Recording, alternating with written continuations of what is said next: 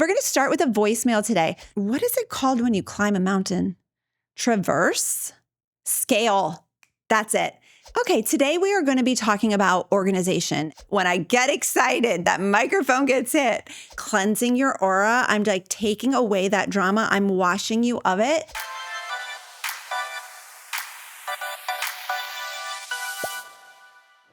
Hey, what's up? This is Kristen Carter, and you've tuned into the I Have ADHD podcast. I am medicated, caffeinated, regulated, and ready to roll. How are you?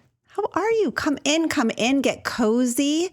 What are you doing? What are you up to? I hope that you are getting stuff done around the house, or maybe you are actually resting. And I love that for you. I actually could really use some rest.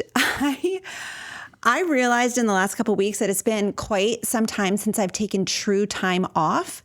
I was sick, as I have lamented to you many times. I was sick several times throughout the winter. And because of that, I didn't actually take much time off, for rest. I just was sick in my bed, like uncomfortable and unhappy. And that doesn't count as a vacation. So I've realized in the last couple of weeks that I've been super tired and like not being able to recover. And even though I love my work, it's so meaningful. I love my clients. I love the Focused ADHD program. I'm like resenting working right now, which is a very clear indicator that I need a break. I'm having resistance to doing things that I don't normally have resistance to doing, just like the normal everyday tasks that are just a part of the job. I'm having a lot of full body resistance to. And my friends, that is a clear indicator that my body is saying, you need to take time off. I wonder if you can relate. I wonder if your body does the same thing when you need a break. We're going on vacation next week. Actually, it's just the 5 of us. We are going away. We're going to be completely unplugged, and I cannot wait. I can't wait. The weather, though, is not supposed to be good. So I'm already mourning that. I'm grieving. It's possible that I will be in the Virgin Islands and it will rain every day. That is a possibility. And so what am I going to do? I'm going to read a book. I'm going to play Uno with my kids. I'm going to go for a walk in the rain. I'm going to bring a rain jacket. It's going to be fine because I will not be at my house and I will not be working. And that is a good thing. I'm just wondering if you need a break. I'm wondering if your body is also giving you cues that you could use some time off. Most of the time that I take time off, I do staycations. I just am at my own home. About once a year we'll go away, but normally I'm just at my house, resting, recuperating, and doing nothing. And our bodies need rest. Pushing through works, but only for a certain amount of time. So if you have PTO, if you have paid time off, or if you can make it work for yourself and your family, take time off. Just do it. Even if you have time off, but your kids don't, they're in school, you can take time off and sleep all day long while they're in school. That's something that I usually do in February, but instead I laid in my bed and had the flu. I did that. I opted to have the flu instead of take a vacation. I just want to say thanks for being here. I love that you are here. I love that you're listening to the audio. I love that you're here with me on YouTube. We are really working on growing our YouTube channel. And that is work that is not for the faint of heart. It is not for the faint of heart. I was just talking to my producer, Dan, about it. It is just not easy to do, especially when you're just so used to the audio versions of podcasts, showing up here in a studio, on a set, at recording for YouTube is just such a different experience, but I really am enjoying it. I did my first YouTube live this week, which was really fun. About 200 of you came, which was just such a delight. And I think, if I'm not mistaken, it is posted to the channel if you want to watch it. I was just in my office hanging out. It was a little chaotic. It was a little fun, but I enjoyed it. And I want to say thank you so much for those of you who are leaving YouTube comments, Apple reviews, Spotify comments. I did not know that there are comments on Spotify. I'm so sorry, Spotify people. I didn't know. So I discovered that there were Spotify comments. I think I saw like somebody else talking about it on Instagram, and I was like, wait, what? And I immediately went to the I Have ADHD podcast and was looking for comments. And I was like, oh my gosh, there are people commenting on episodes. I'm obsessed. I read every single one. I am obsessed. So thank you for leaving comments. Thank you for engaging. I wanted to read for you a very kind Apple podcast review because the last one that I mentioned was slightly unhinged. And y'all, you guys called into the voicemail to encourage me. You reached out to me on Instagram to encourage me. You even left podcast reviews being like, that is not true. It was just really kind of you. And I appreciate you so much. If you don't know what I'm talking about, you can go back and listen. But there was a slightly unhinged podcast review, which is fine. From time to time, we're going to get those unhinged reviews. But I want to read this one from Mrs. Bear, which is an adorable name. She says, this podcast has been the validation and information that I have needed since receiving my ADHD diagnosis last year. Just understanding what the symptoms are and how they manifest has allowed me to better connect with everyone around me. I am so thankful for this podcast. It is helping me to make positive changes in my life. Thank you, Kristen, for your hard work and passion for helping others by sharing your experiences with us. That's so nice. Thank you so much, Mrs. Bear. And to all of you who leave reviews on Apple, I appreciate you so much. Those of you who are making comments on Spotify, I am reading them and loving them. And those of you who are engaging on YouTube, I just so appreciate you. This community that we are building is wonderful. I love us. Thank you for being here. I just hit my microphone because I'm excited. Thank you for being here. Okay, we're moving on. We're going to start with a voicemail today. This is from Otto, and I have to say, we did clip a lot of Otto's message. He called 2 times. The first time he was just saying such nice things. And Otto, I want to say, I heard you and I appreciate you and thank you for the nice things that you said. Now, let's get to your question. Here's the message from Otto. Hey, Kristen. My name is Otto. I'm a 53-year-old dad of 3 teenagers. I live up here in the northeast part of the United States. I work 2 jobs. One of my jobs is I've been a special education teacher for 25 years now. And my question to you is, so my day ends around 3 o'clock. The hardest part of my day is from 3:05 to about 5:15. During that time, I completely have to switch gears from teacher mode to dad mode of 3 athletic children who have to be certain places, certain times. I have to be a great husband to my wife of 25 years who likes to decompress her day during that time. And to be honest with you, it's the hardest part of my day. I come home, I am very dysregulated. I get angry if I'm getting bombarded with too many questions. I get upset. Ultimately, I have no more bandwidth left. Yeah. So I was wondering if you had any advice, any words of encouragement, or anything that you think would help during this 200 minutes of complete ADHD unraveling, as I like to say. So I appreciate your show. I love the content. Thank you very much. And looking forward to hear what you have to say about it. Thank you. Oh, Otto, 200 minutes of ADHD unraveling. If that is not relatable, I don't know what is. Oh my gosh. Okay, well, first, thank you so much for calling in. I so appreciate it. And if any of you listeners are wanting your questions answered on the podcast, the number to call in and leave a message is 833-281-2343. And that's also in the show notes for you. All right, Otto. First of all, just relatable. Just want to validate how relatable this is. I think every single parent would absolutely be able to like raise their hand and say, same, me too. But I think just humans in general, anytime that we have to switch out from one mode into another mode, anytime we have to switch hats, anytime we have to switch roles, it's very difficult for our ADHD brains to make that transition. And so I just want to let you know that the fact that you're struggling to transition is not because you're a bad person. It's not because you're not doing enough. It's not because you're like missing some key, to the secret of life. It's just difficult. It's very hard for us ADHDers to make that transition. So what I would love to start with is just like a little self-compassion. It makes sense that I struggle with this.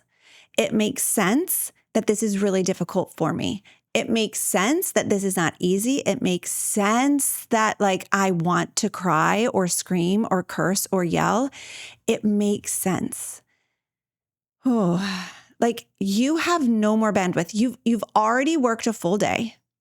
It's now 3:05. You've put in a full day of work and now you have second shift. This is what I call for us parents who finish our workday and then go home and have to like continue the constant output of giving, answering questions, and really putting ourselves aside for the sake of someone else. That's what you're doing at your job, right? You're putting your own desires aside, your own needs aside, your own just like what's going on for you. You put that aside for the sake of your work.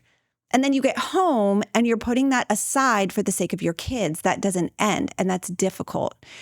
Part of what I want to say here is that this does sound like a boundary issue to me. It sounds to me like you actually do need some decompression time.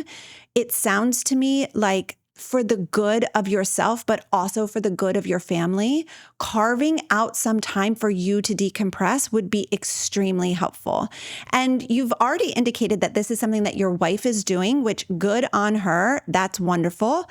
I'm curious why you're not also doing the same.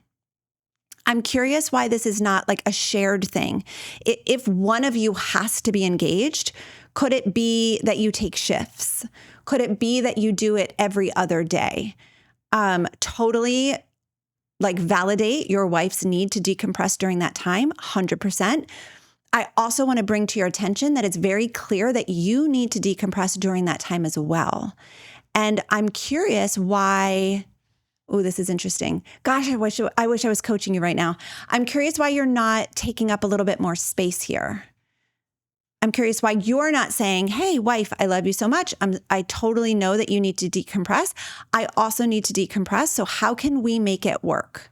How can we make it work so that we can both have some time to chill so that I do not unravel between the hours of 3:05 and 5:15? Really, really important to kind of look inward and see what's going on there, because there is a serious need for the ADHD brain to have some time to make that transition. So that might look like you staring at the wall. It might look like you going for a walk or a quick run. It might look like you doing some sort of like meditation, emotional regulation practice. It might look like you like going for a drive, driving to Starbucks and getting some sort of like ritualistic like coffee at the end of the day. You need to build in a buffer, my friend. You need to build in a buffer for the sake of yourself, for the sake of your kids, for the sake of your family. Nobody wants you to be unraveling. Nobody wants you to be yelling. Nobody wants you to be melting down. And so it's very clear here that this is like when I say boundary issue, it sounds a little intense when I say that. But what I am saying is it sounds like you're crossing your own boundaries. Your body is saying, hey, I need some time here. I need to decompress. And you're saying, no, you have to push through.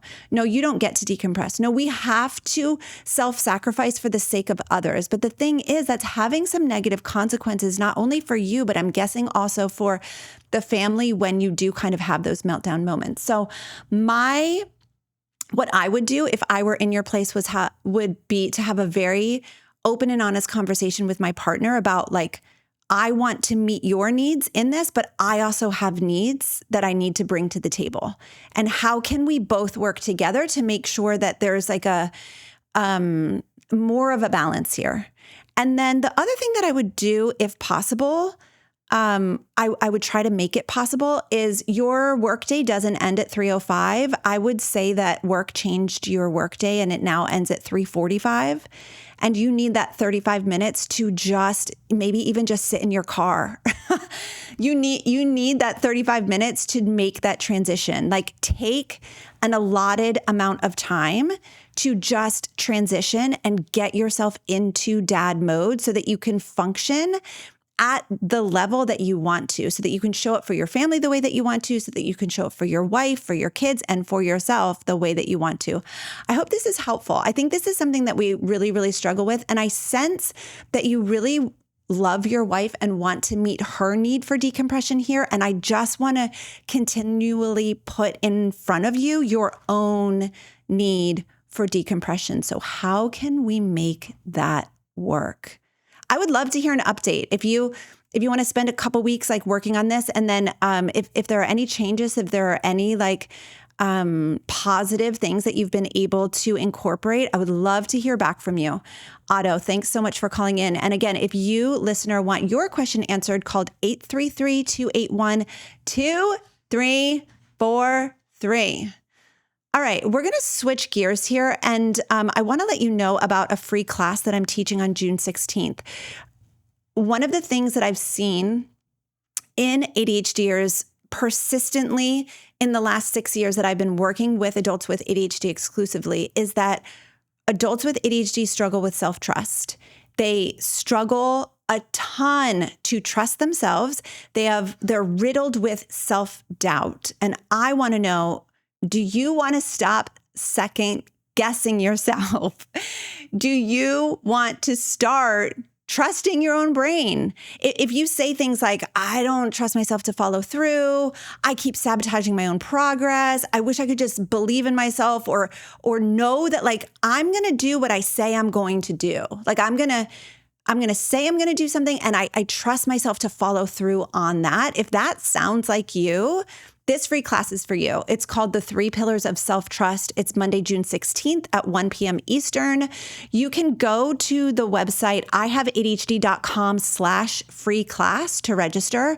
You can click the link in my bio. It'll be in all of the places. Okay. Again, it's Monday, June 16th, 1 p.m. Eastern. Yes, we'll send a replay, but you have to be signed up, because we need to know where to send it. You know what I'm saying? So this masterclass is specifically for adults with ADHD who are tired of feeling like their own worst enemy, tired of feeling like you're sabotaging yourself. I'm going to teach you the 3 foundational components of real, lasting self-trust so that you can stop the self-blame cycle. Oh my gosh. I want this for you so badly. And you can start showing up for yourself with a little bit more confidence. Okay. So go to ihaveadhd.com/free class to sign up. And I can't wait to see you there. Okay. Today we are going to be talking about organization and how someone with ADHD can be better at organizing. Back in 2019, which feels like 100 years ago, I recorded an episode after watching Marie Kondo's Tidying Up.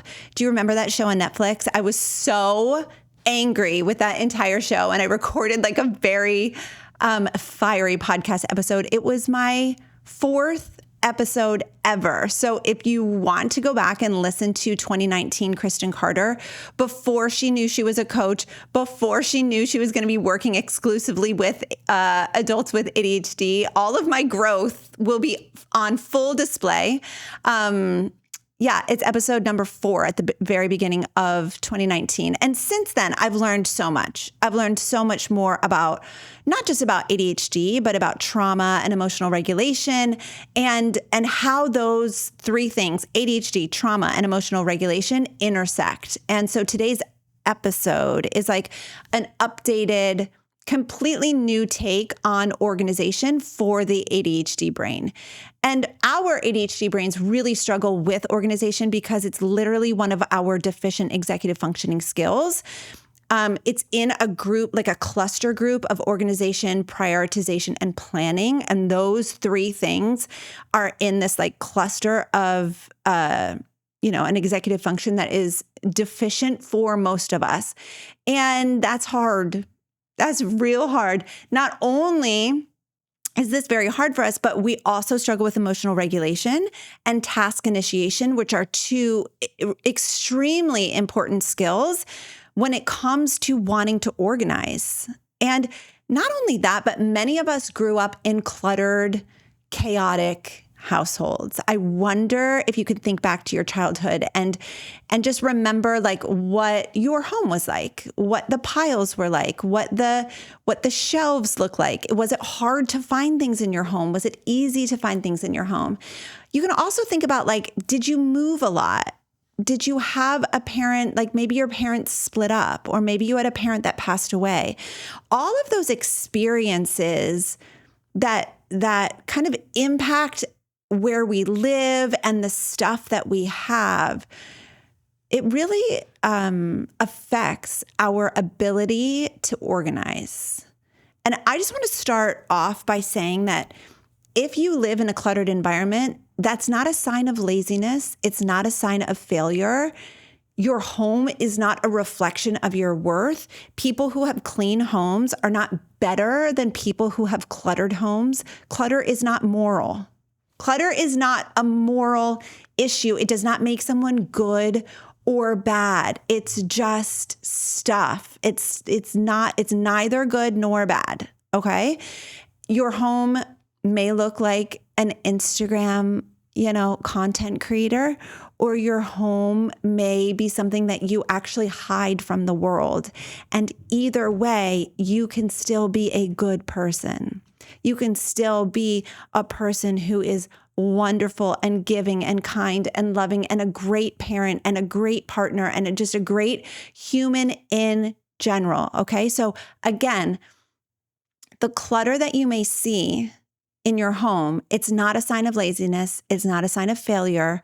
It doesn't reflect your worth, and it isn't a moral issue. Can we all just like grab hands together and make sure that we really begin to let that sink in? Now, your space is a reflection of what's going on in your mind. And so the ADHD mind is often a little bit cluttered and chaotic. And that's just like, that's where we're at. That's just very normal. So if you're looking around and you're saying, yeah, my space is a little cluttered and chaotic, well, that makes sense because most often the ADHD brain is also a little bit cluttered and chaotic. Okay? Everyone with ADHD knows what to do to improve their lives. You go to bed at a reasonable time and you wake up early, make a list, cross the things off the list in order, manage your time well. Yeah, we know what to do, but ADHD is not a disorder of not knowing what to do. It's a disorder of knowing exactly what to do, but not being able to get yourself to do it. That's why ADHD is so frustrating. We're smart and we want to succeed, but we can't get ourselves to do the things that we know we should do in order to make improvements. That's why I created Focused. I'm a life coach with multiple certifications, and since 2019, I've spent thousands of hours coaching adults with ADHD. Time for me to focus on you. Hello. Welcome to your coaching call. I am going to be coaching you today on relationships. I know what it takes to help an adult with ADHD go from hot mess express to grounded and thriving. Focused is my monthly coaching membership where we go deep and we get to the root cause of what holds us back with ADHD. I'll teach you how to understand your ADHD brain, regulate your emotions, and accept yourself, flaws and all. With this foundation, we build the skills to improve life with ADHD. And not only do you get skills and tools in Focused, but you're surrounded by a huge community of adults with ADHD who are also doing the work of self-development right alongside of you. Dr. Ned Hallowell says healing happens in community, and I have absolutely found this to be true. As a matter of fact, listen to what actual Focus members have to say about being in this program. What can I say about Focused? Full community of people who have issues similar to you, and no one judge you. Focused has really supported me with my difficulties and asking for help. I've been encouraged and cheered on by the community. I really like that you can do as much or as little as you want. It's not just about the volume of the content, it's about the quality. Focus has helped me understand ADHD better. I would recommend this to anyone. I would thoroughly recommend Focused. I can confidently say that this is one of the best decisions that I have made for myself. So if you're an adult with ADHD who wants to figure out how to be motivated from the inside out and make real, lasting changes in your life, join hundreds of others from around the world in Focused. Click the link in the episode description to check it out. Now, I don't know where you are in your journey. You might be completely satisfied and happy with the space that you're living in. And if that is the case, awesome. I hope you still hang out with us here. I hope you still enjoy this episode. I hope that I can still entertain you and that we can still be besties. But you don't need to apply any of what I'm saying to your life. If you are happy with the way that your space is, if you feel like it's working for you, if you can find everything, if you're just satisfied, good. That's wonderful. But if you are feeling like it's not working for me, everything does feel cluttered. It is a little bit dysregulating. I feel kind of activated and triggered in my own space, which I don't really love. And also I'm struggling to find things. I'm struggling to just locate the basic things. I feel like I'm always having to spend more time getting out the door in the morning because I'm having to look for things or I'm having to locate things. Okay, then that's this episode is for you, my friend, okay? A lot of us really avoid dealing with our stuff. And I mean physical stuff, but gosh, doesn't that apply to our emotional stuff too? But I am talking about our physical stuff. A lot of us really avoid dealing with our clutter because we're completely overwhelmed and dysregulated. And so it's not easy. It's not just a matter of just clean it up. Just make a pile. Just break it down into small steps. Just spend a little bit of time every day. All of that neurotypical advice is very cute and sure, it's logical. But when you are riddled with overwhelm and when you're completely dysregulated, when your home literally is triggering for you and you're feeling activated constantly and your body is going into fight or flight, then those tips are not helpful. That's not helpful. It's not about motivation. It's not about time. It's not about not knowing the steps. It's just about how do I deal with the way that my body is feeling about my stuff? Because clutter can really trigger shame and really can put us into a fight or flight. We can really feel our bodies being so dysregulated and kind of freaking out. And then we go into decision fatigue and shut down, and now we're frozen. Now we just are completely frozen, and it looks like we're lazy, but we're not lazy. We're just struggling. We're really, really, really struggling with the way that our body is feeling. Whew. Okay, so the key here is not please give me the tips and tricks to know how to organize. That is all Googleable and sure, we're going to talk about it. But the key here is how do I actually self-soothe so that my body can stop freaking out so that I can implement the very logical steps that I know how to do. I mean, you're smart. You know what to do. It's not a matter, again, with everything with ADHD, it's not a matter of not knowing what to do. It's a matter of not being able to do the things that you know would help you. It's I know what to do, but I just can't get myself to do it. Yeah, that is the definition of ADHD. I know what to do. I can't get myself to do it. What's in the way? What's the barrier? It's our bodies. It's the way that we're feeling. It's our nervous system freaking out. It is our dysregulation. It is the going into fight or flight. We can't do executive functioning work like organization when our bodies are in that state. And so what's the solution to that? How do you learn to self-soothe? And I truly believe, and you've heard me say this a million times, if you're a longtime listener, you've heard me say this a million times, emotional regulation is the main issue with ADHD if we can learn to process and self-soothe. Process the emotion, soothe the emotion, move into like a more neutral state. That's everything. Then we can actually implement the tools that we know we need to use. Then we can actually implement the logical steps that, it's like start small. Yeah. Start small, except when my body is freaking out, I can't do anything. It's just so interesting how the very logical, some would say neurotypical tips, they make sense, but they don't make sense when your body's freaking out. All right. And so I just like the steps that I want to give you is take the morality out of organization, out of the clutter. This is not a moral issue. And if you are mired in shame, that's what I want you to deal with. Forget about the piles. Deal with the shame. What's the solution to the shame?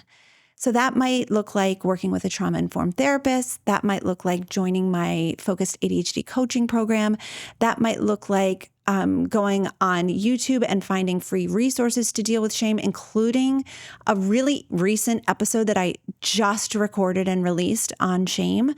Being able to work through the barrier of shame, like that's our Everest. If we can deal with the shame around our clutter, if we can deal with the shame around feeling like a bad person or a dirty person or a lesser than person because of our clutter, if we can deal with that, then the resistance will be so much less. The resistance to actually doing the thing, doing the organization. It'll be so much less. We won't have to kind of, what is it called when you climb a mountain? Traverse? Scale. That's it. Scale the mountain of shame. It's like if we don't deal with the root issue, then every time we try to face our clutter, we have to scale that mountain of shame. And so I just really invite you to try to deal with that root issue. One of the best books on shame that I've read, I know Brené Brown has a lot of work on shame and building shame resilience, and that's great. And one of the deepest books that I've read is by John Bradshaw called Healing the Shame That Binds You. And my goodness, it is a deep dive into why we have chronic shame and how to deal with it. It's really, really, really wonderful. So if that is something that would help you, I highly recommend that book. Again, it's John Bradshaw's Healing the Shame That Binds You. So we need a lot of validation and self-compassion here.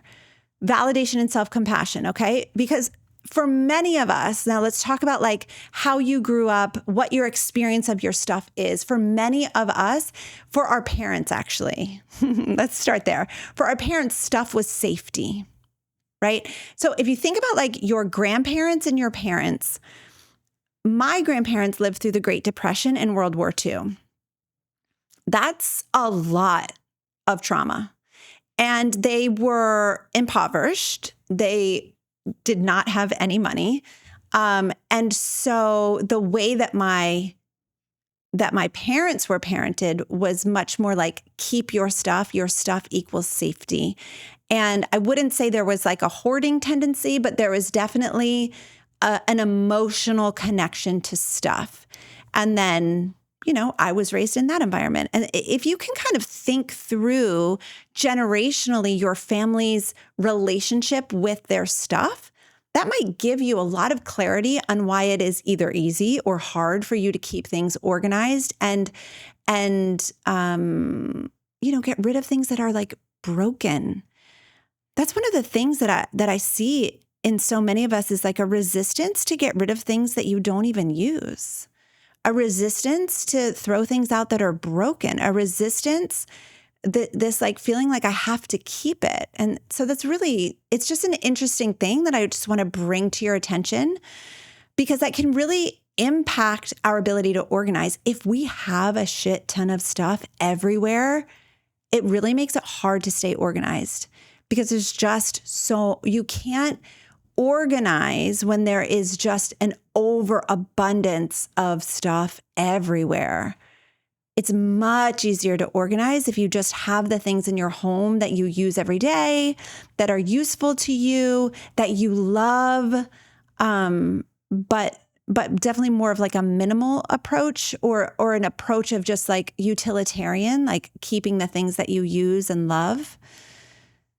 And I think it's important that we bring up that, like, if your parents had ADHD, had ADHD, which they likely do, as ADHD is extremely heritable, it makes sense that, your home was probably a little bit chaotic, that they struggled with organization as well, that you didn't grow up learning how to organize. So I follow this, actually, I've had her on the podcast, Stacey Stout. And her handle is Sanctuary with Stacey, and she is a trauma-informed, what does she call herself? She helps people declutter in a trauma-informed way. And she says that clutter is internalized chaos made external. Clutter is internalized chaos made external. And I so appreciate that perspective. I completely agree with her. I notice that when my mental health is really good, when I'm feeling rested-ish, when things are just kind of following a pattern, it is so much easier for me to put things away where they belong, tidy up after myself, just like keep things like chill in my home. But when I am feeling that internalized chaos, when things are not going my way, when I am not sleeping well, when things are hard, I get real messy real fast. And I have like 3 areas of my home where I just unapologetically am just very messy. I have a pile in the kitchen where my gosh, it is a huge pile in the kitchen. And then especially like in my bedroom, I have some space in there. I'm just, not that like the other places in my house are perfectly clean all the time, but those are the places where I just allow myself to get extremely messy. And I'll just pick up this stuff from around the house, like my stuff, and just like pile it into my bedroom until my internal world is less chaotic and I have this space and the emotional regulation to tackle it. So reminding yourself that like this is a reflection of how I'm doing on the inside, and the solution is not to punish myself, berate myself, and make myself follow the 5 steps to organization. It's more like a compassionate reminder to self, like, hey, you're not a bad person for having a messy home. You're just like a person who's got a nervous system that's freaking out right now. So how can we deal with that? How can we help you to calm down? How can we help you to self-soothe? How can we help you to like chill before we even ask you to organize? We need to help you self-soothe and take care of that internal chaos before we do any organization. So I want to just give you some ADHD-friendly tips for organization, but like before these can be applicable, why was that so hard to say? Before these can be applicable, you have to remember like your nervous system. You have to regulate your emotions. Again, I hit my microphone. When I get excited, that microphone gets hit. You have to remember that like the way that you feel inside is going to be a direct reflection of whether or not you're going to be able to organize. So maybe we start with some emotional regulation and some self-soothing. But once that has happened and you're like, no, I want to organize, like give me some sort of system. A simple 3-pile system, in my opinion, is always the way to go. A pile for trash, a pile for keep, and a pile for donate. And listen, I want your trash pile to be the biggest pile. I swear, I just know that there are tons of broken, expired, unknown, unusable items in your home. I know it. I know that there are. And I think we have so much drama around throwing things out. And I just want to relieve some of that drama. This is me like, I'm cleansing your aura. I'm like taking away that drama. I'm washing you of it. We need to let go of that drama of throwing things away because some stuff is just trash. And I know it can feel really badly to throw things out, but you have to come to grips with like trash is just trash. If it's broken, it's trash. If it's expired, if it's unusable, get rid of it. If it's got a stain on it, if it's got a hole in it, if the material is like not worth donating, then trash it. Okay.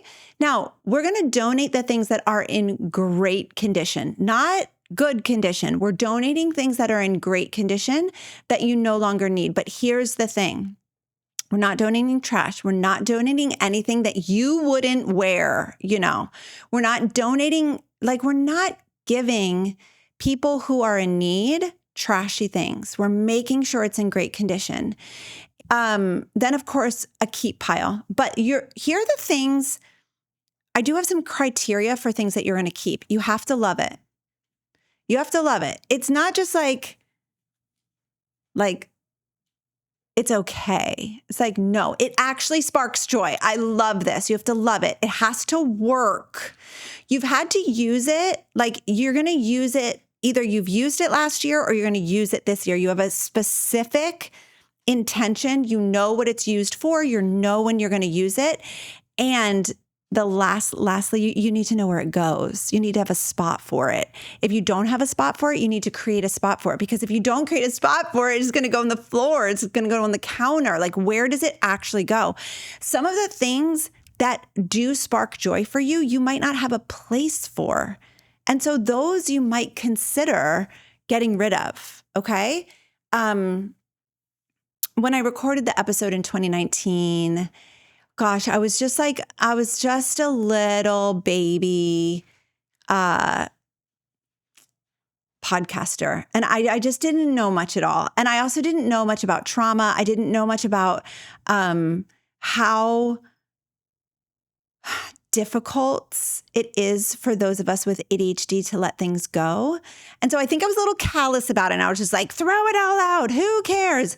I just want to circle back here to like, I know that there is a connection that we have with our stuff.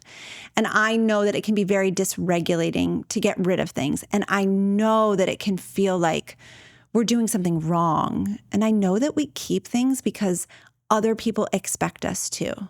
Like, your parent expects you to keep this certain thing. And I just want to encourage you to lean on your own self-trust, to make sure that you are making decisions from a grounded place, and that you are making sure that you're keeping things that you love, that work, that you're going to use within a year, and that you know where they go. During this process of deciding, what am I going to keep? What am I going to donate? What am I going to put in the trash? You are going to be tempted to sell things on Facebook Marketplace. Look at me in the eyes here. I know you are. You're going to be tempted to say, I could sell this. I could sell this. I could get $6 for this, or I could get $37 for this. And here is the thing. Selling on Facebook Marketplace is the least ADHD-friendly thing that you could do to yourself. Okay? As an ADHD accommodation, please don't. Please don't. Please don't try to sell it. Think of all of the steps involved in selling things on Facebook Marketplace. Think of all the steps. Think of all of the decisions involved, all of the executive function involved. It is not very ADHD friendly to yourself to make yourself sell things. And so I want to relieve you of that guilt, because you're like, why would I donate this when I could get $14 for it? Listen, if you actually need the $14 to put food on your table, then I encourage you to just suffer through the executive function hell that is selling on Facebook Marketplace or wherever it is that you sell things, and go ahead and do it. But if it is not a matter of putting food on your table or not putting food on your table, please don't. Please don't. Please be accommodating to yourself and let yourself off the hook for selling. You don't need to sell it. Okay. You don't need to sell it. Okay. As you're going through the process, you will probably suffer from some decision fatigue. Decision making is really difficult for us and it becomes really taxing. And in those moments, I encourage you to take a break, to be really kind to yourself, to lean on someone else for help. Okay. Really notice when you are tempted to overcomplicate things, when you're tempted to like give a little too much pressure to yourself, like you're putting a little too much pressure on like a pile of old papers. We don't need to spin out about that. And notice, instead of quitting and throwing in the towel, just notice when you need a break. Notice when you need to say, okay, I'm going to go for a walk around the block, kind of do some self-talk while I'm doing that, and come back to it when I'm done. The good news here is you're a good person whether or not your house is clean. You're a good person whether or not like everything is sterile and organized and Pinterest worthy. That's not what this is about. What we're looking for is just a functional space, a space that feels more intentional, and a place where you can feel more regulated. That's what we're looking for, okay? And so that means creating a space that's functional for you, that's utilitarian for you, where stuff goes, where you're going to grab it, where you're going to remember that it's there. And it's a space where you can rest, where you can think clearly, where you're not feeling activated and triggered all the time, okay? And you get to define what organized enough looks like. You get to define that. You get to drop your own judgment around yourself and your space. You get to soothe the shame that comes up, and you get to decide like, what's organized enough for me? What do I want my house to look like? Not a fantasy version. Please, not the fantasy version. But what does maybe you have a couple kids, or maybe you have a couple pets, or maybe you have a couple husbands. I don't know, like whatever it is that you do. But like, what is realistic for you in your season of life, in the home that you're living in?